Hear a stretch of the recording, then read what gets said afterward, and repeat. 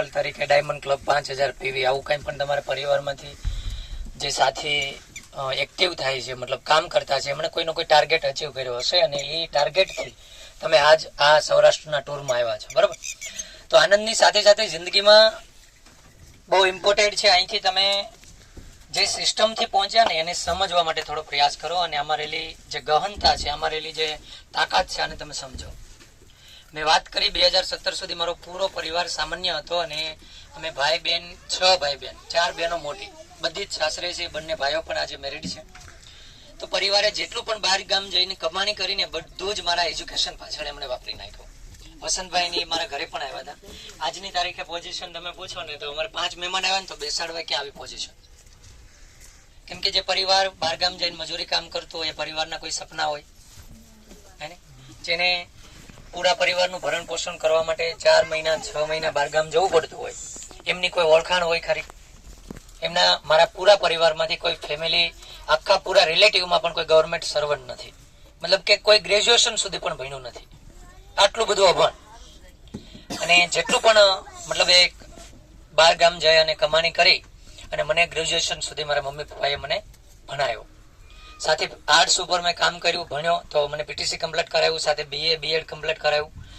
મારો પ્રથમ ગોલ હતો કે ભાઈ મને મારા પરિવારમાં જો ગવર્મેન્ટ જોબ મળી જાય તો મારા પરિવારનું ભરણ પોષણ કરી શકું. પણ સંજોગો વસાત 69 મેં કોમ્પિટિટિવ એક્ઝામ આપી, બહુ મોટી તૈયારી કરી, ટોટલ ધોરણમાં મારે ડિસ્ટિંક્શન છે, ક્યાંય 90 થી નીચે ટકા નથી, પણ તેમ છતાં ગવર્મેન્ટ જોબમાં વારો નહીં આવ્યો. એમાં કોરોના ટચ થયો. કોરોના કાળમાં મને આરસીએમ મળ્યું અને એક અંદરની એવી દાજ હતી કે ગવર્મેન્ટ, મેં એટલી બધી એક્ઝામ્પલ તરીકે નોકરીની તલાશ કરી પણ મને ગવર્મેન્ટે જોબ ન આપી, ન મળી. તો હવે જો જિંદગી એકવાર મોકો આપે ને તો મારે જોબ લેવા વાળા નહીં, જોબ દેવા વાળા બનવું છે.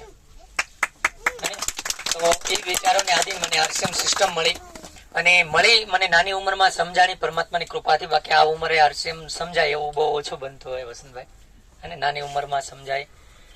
અને ત્યારથી મેં લગાતાર કામ કરવાનું શરૂ કર્યું. અને દિનેશભાઈને બધા જ ઓળખો છો, એકવાર આપણી ગ્રેટ અપલાઇન માટે જોરદાર તાલી ચાહીશું, જેમને આપણને માઇન્ડ પાવરના પ્રોગ્રામમાં એ બધું શીખવું છે કે ભાઈ તમે હંમેશા કર્મનિષ્ઠ બનો. તમારી પાસે જે પણ આજે કાંઈ સફળતા છે એમાં બીજું કોઈ દોષિત નથી, તમારા વિચારોને આધીન તમારી પાસે જેટલું પણ છે એ તમારા કર્મોને આધીન છે. તો કર્મનિષ્ઠ બનાવવા માટે મને દિનેશભાઈએ બહુ મોટો પ્રયાસ કર્યો અને ત્યારથી લઈ અને હું આરસીએમમાં એક્ટિવ થયો. ધીમે ધીમે ચાલતા લોકો સ્વીકારે ન સ્વીકારે, મેં મારા ટોટલ રિલેટિવને આરસીએમ સિસ્ટમની વાત કરી, ગામડામાંથી કામ સ્ટાર્ટ કર્યું. એમ કરતાં કરતાં ધીમે ધીમે ગ્રુપ થોડું ઘણું બન્યું અને આગળ ચાલતા ચાલતા લગભગ આ એરિયામાં જ્યારે આરસીએમને બહુ ઓછા લોકો સ્વીકારતા, ઓળખતા, આવા ટફ એરિયામાં અહીંથી મોવા થાય છે 26 કિલોમીટર મામા, ત્યાં સુધીમાં એક પણ પીયુસી નહોતું. અને આખા મોવા તાલુકામાં એક જ દુકાન, એક માત્ર દુકાન, અને એ દુકાનનું ટર્નઓવર 20 લાખનું. તમે આજે સામાન લેવા જાઓ ને તો કાલે બિલ બને, આવી પોઝિશન.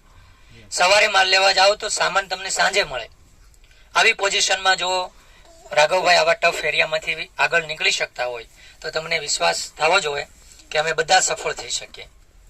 કેમ કે કોઈ પીયુસી નહીં, કોઈ સપોર્ટ નહીં, કોઈ અપલાઇન પણ નથી કે અમે કોઈને બતાવી શકીએ વસંતભાઈ કોઈ રોયલ્ટી અચીવર જ નથી. આવા વિપરીત પરિસ્થિતિમાં અમે ધીમે ધીમે કામનું શરૂઆત કરી આરસીએમની. ઘણા બધા લોકોએ મજાક કરી, મશ્કરી કરી, પણ અમે અટક્યા નહીં. આજ હું તમને ગર્વથી કહી શકું કે આજે પછાત એરિયો મેં તમને કીધું ને, આમાં આજ અમે 7 રોયલ્ટી ટેકનિકલ અચીવર છે. મારા ગામમાં 3 ટેકનિકલ અચીવર છે આ ગામમાં. અને બહુ ઝડપથી એ બહુ મોટી સંખ્યામાં રોયલ્ટી ટેકનિકલ આવશે, કારણ કે અત્યારે 100 સાથી તો મારા ગ્રુપમાં એવા છે કે જે એકદમ રોયલ્ટીને નજીક છે.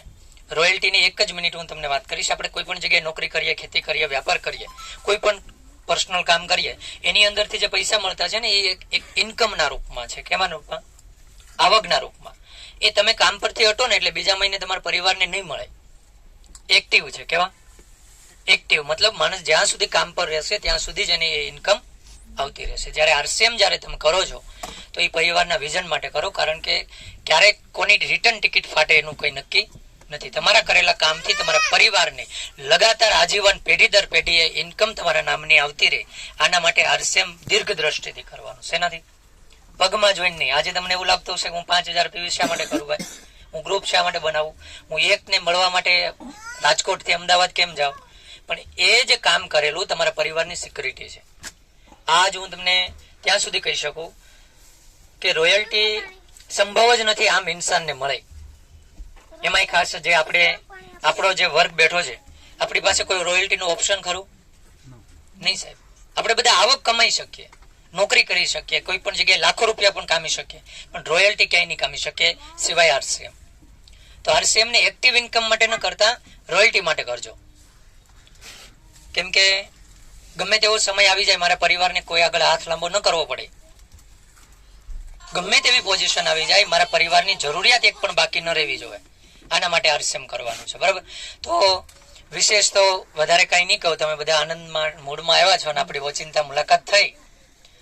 તો ચાલતા ચાલતા હું આજે સ્ટાર પલના લેવલ પર છું, જે ટેકનિકલનું બીજું સ્ટેપ કહેવાય. અને મારે જાજો સમય પણ નથી થયો. હું ગર્વથી કહી શકું કે પૂરી ક્રાંતિવીર ટીમની અંદર સૌથી ફાસ્ટ સ્ટાર પલ જો કોઈનું આવ્યું હોય 3.5 વર્ષ આજુબાજુમાં, તો એ મારી આઈડિયા છે. હે, શા માટે હું તમને આવું કહું કે તમારી અંદર સ્પીડ આવે. આ કહેવા પાછળનું મારી સ્ટોરી બતાવવા પાછળનું કારણ બીજું કાંઈ નથી. તમારી આજુબાજુમાં તો પીયુસી છે, તમારી પાસે ઢેર સારી અપલાઈન છે, આજે એટલા બધા સેમિનારો થાય છે, એટલી બધી રોજબરોજ પ્રોડક્ટ આવે છે. આ બધું હોવા છતાં જો નહોતું ત્યારે પણ રાઘવભાઈ ચાલી ગયા, તો આજ તો તમે કરી શકો ને. કેટલું બધું ઈઝી છે. રાઘવભાઈ 3.5 વર્ષે સ્ટાર પલ પર પહોંચે તો તમે 1.5 વર્ષમાં ન પહોંચી શકો. રેકોર્ડ બને તો તૂટવા માટે બને ને. રાઘવભાઈ થોડા તિસ્માર ખાન છે કે એક જ વાર રેકોર્ડ બને ભાઈ, એ રેકોર્ડ તૂટે. તો તમે આમાં બસમાંથી બેઠેલા કોઈ સાથી 1-1.5 વર્ષમાં એમરાલ પણ બની શકે. અને સેમિનારને જગ્યા આપો, દર સેમિનારને એટેન્ડ કરો, નવા નવા સાથીઓને લઈ જાઓ, ડાયમંડ ક્લબની સિસ્ટમને સમર્પિત થઈ જાઓ. ડાયમંડ ક્લબ એટલે શું? આપણા પરિવારની જરૂરિયાતનો સામાન.